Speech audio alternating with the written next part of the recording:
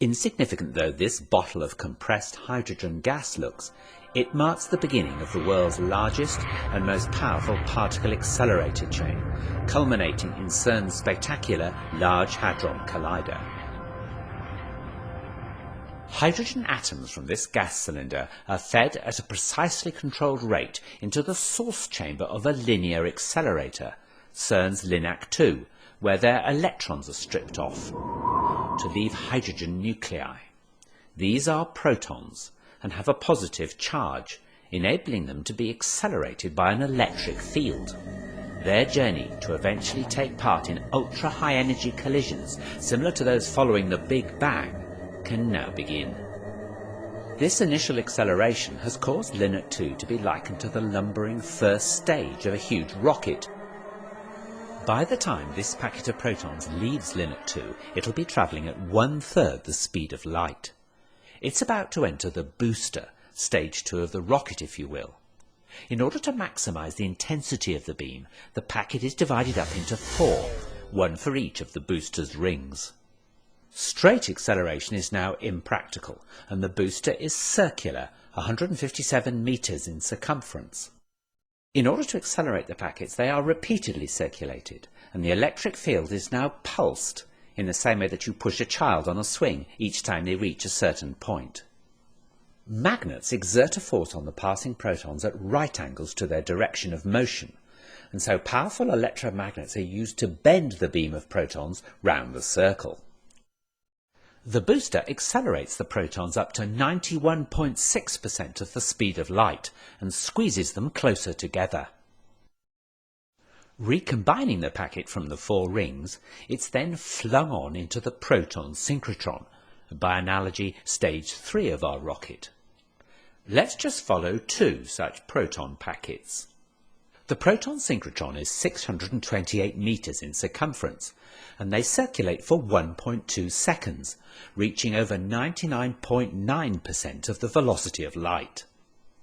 It's here that the point of transition is reached, a point where the energy added to the protons by the pulsating electric field cannot translate into increased velocity, as they're already approaching the limiting speed of light. Instead, the added energy manifests itself as increasing mass of the protons. In short, the protons can't go faster, so they get heavier.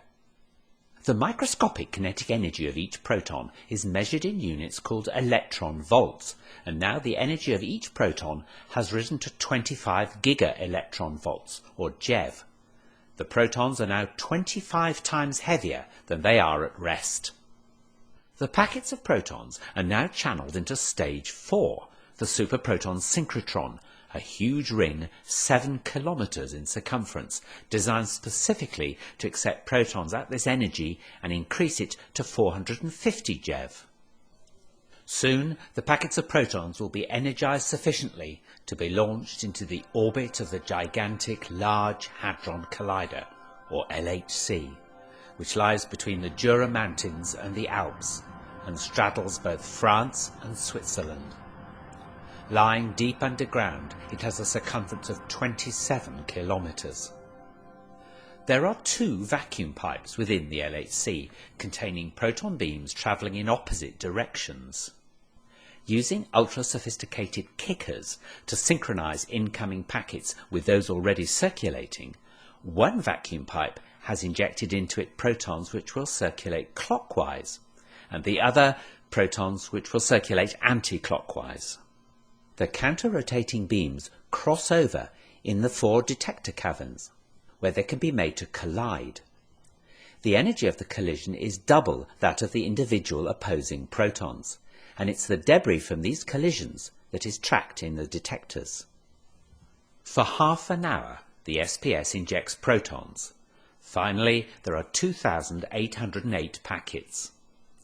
During this time, the LHC adds extra energy to each proton, whose velocity is now so near the speed of light that it goes round the 27-kilometre ring over 11,000 times each second, getting a boost of energy at each revolution from the pulsed electric field. Finally, each proton has an energy of 7 tera electron volts, and they're 7,000 times heavier than at rest. The magnetic force needed to keep the beams bending to the ring is so enormous that nearly 12,000 amps must flow through its electromagnets. This is achieved by making the LHC colder than outer space, so that its magnets become superconducting. Now the protons are ready to collide in the detectors. A steering magnet finally brings them onto a collision course. The total energy of 2 protons colliding in the LHC is 14 tera electron volts and reproduces similar states to moments after the Big Bang. Particle tracks from these collisions will be analysed by computers connected to the detectors, and it's hoped these tracks will give a new insight into the very birth of our universe, how our universe has evolved, what governs its behaviour today, and where it's going in the future.